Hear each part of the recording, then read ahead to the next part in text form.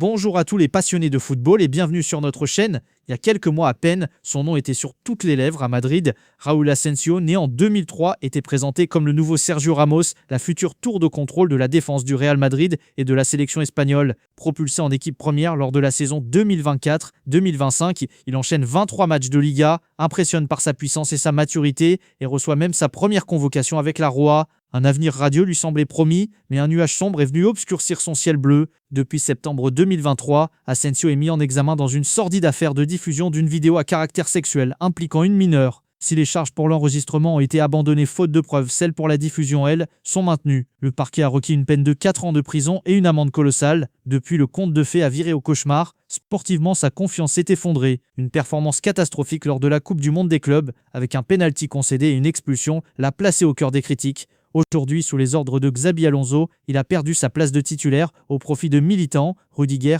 et de la nouvelle recrue Dean Huijsen. Même sa prolongation jusqu'en 2031 avec une clause à 1 milliard d'euros sonne creux.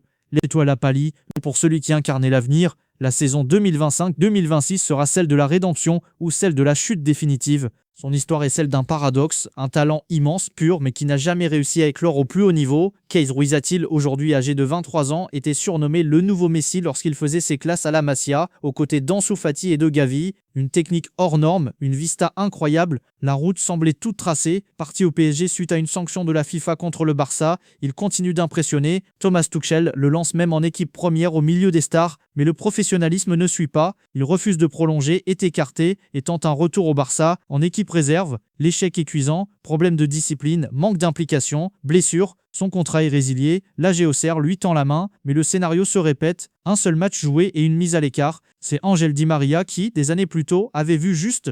Alors qu'Ander Herrera s'extasiait sur le jeune Keith à l'entraînement, l'Argentin lui aurait glissé « Oublie, regarde sa voiture ». Comment il s'habille, sa chemise Dior, crois-moi tu verras, une mentalité décalée, un goût pour les apparences qui l'ont éloigné de l'essentiel. Aujourd'hui, il tente de se reconstruire dans l'anonymat de la 2e division belge, au Framborin, un dernier espoir pour un talent qui n'aurait jamais dû cesser d'être, avant tout, un joueur de football. Le mercato estival est terminé, mais les secrets, eux, commencent à peine à fuiter. Et croyez-moi, les clubs de Ligue 1 ont eu des idées folles. Commençons par l'OM, où le directeur sportif Mehdi Benatia a été sur tous les fronts. Figurez-vous qu'il a tenté de faire venir l'ancien bordelais Malcolm pour concurrencer Mason Greenwood. Des prises d'informations ont eu lieu, mais sans aller plus loin, l'OM a aussi lorgné le jeune latéral du Bayern, Adam Aznou, avant qu'il ne file à Everton. À Monaco, Thiago Scuro n'est pas en reste. Après avoir réussi les coups Paul Pogba et Ansu Fati, il a étudié avec intérêt le profil d'Edon Djegrova, l'ailier du LOSC. Mais le Kosovar très courtisé a finalement signé à la Juventus. Plus surprenant encore, l'ASM a failli faire revenir Axel Disasi. Le défenseur de Chelsea était d'accord pour un retour en prêt, mais les Blues avaient atteint leur quota bloquant l'opération. Et ce n'est pas tout, le Paris FC, avec ses moyens importants, a discuté avec Sofiane Amrabat, l'international marocain passé par Manchester United. Mais le joueur avait d'autres ambitions et a signé au Betis. Rennes, de son côté, a tenté de rapatrier Kasper Dolberg, mais l'ancien niçois, en pleine renaissance à Anderlecht, a préféré retourner à l'Ajax. Enfin, le RC Lens a rêvé en grand en contactant Luuk de Jong.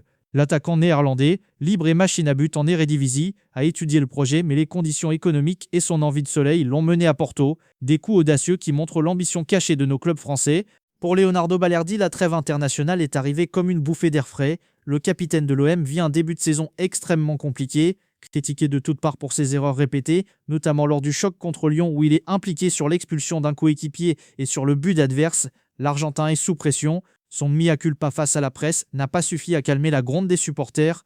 Mais alors qu'à Marseille, le doute s'installe, en Argentine, on lui renouvelle une confiance totale. Convoqué par Lionel Scaloni, il est pressenti pour être titulaire face à l'Équateur afin de remplacer Cuti Romero, suspendu. La presse argentine est unanime. Balerdi est l'option numéro 1, un partenaire idéal pour le vétéran Nicolas Otamendi. Là-bas, son statut est bien différent. On le voit comme un pilier de l'OM, avec ses 167 matchs joués, et comme un visage de la nouvelle ère Scaloni. Régulièrement appelé depuis un an, il gagne en importance et s'impose doucement dans la hiérarchie. Cette confiance de sa sélection est peut-être exactement ce dont il a besoin pour se relancer et prouver à Marseille qu'il a bien les épaules pour porter le brassard. Le fameux virus FIFA a encore frappé et cette fois il a déclenché une guerre ouverte. Le Paris Saint-Germain est furieux contre la Fédération française de football. La cause, les blessures de ces deux joueurs, Désiré Doué et surtout Ousmane Dembélé, lors du rassemblement des Bleus. Pour Dembélé, le verdict est lourd, lésion sévère de l'ischio-jambier, 6 semaines d'absence. Le PSG a dégainé un communiqué assassin accusant le staff médical de l'équipe de France de ne pas avoir tenu compte de leurs recommandations.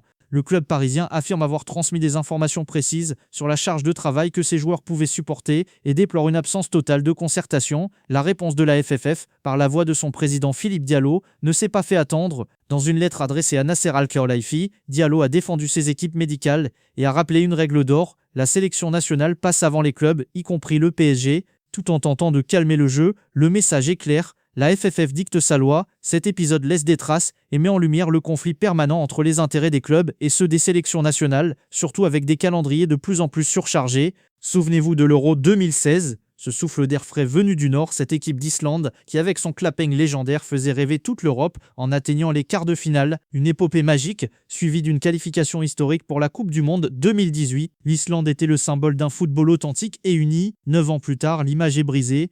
Le déclin sportif, avec le vieillissement de cette génération dorée, n'est rien à côté des scandales qui ont ravagé la fédération. L'image de l'équipe a été détériorée par de multiples accusations d'agression sexuelle et de viol impliquant plusieurs joueurs majeurs. Gylfi Sigurdsson, la star de l'équipe, a été accusé d'abus sur mineurs. Le meilleur buteur de l'histoire, Kolbeinn Sigurdsson, a été accusé d'agression, une affaire que la fédération a tenté de couvrir, poussant son président à la démission. Le capitaine historique Aron Gunnarsson a lui aussi été visé par une accusation de viol. Ces affaires, même si elles n'ont pas toutes mené à des condamnations, ont profondément terni l'image de ce football qui semblait si pur. Aujourd'hui, avec une nouvelle génération menée par les fils de la légende Edur Gudjonsson, l'Islande tente de tourner cette page sombre et de réécrire une histoire positive, loin des tribunaux.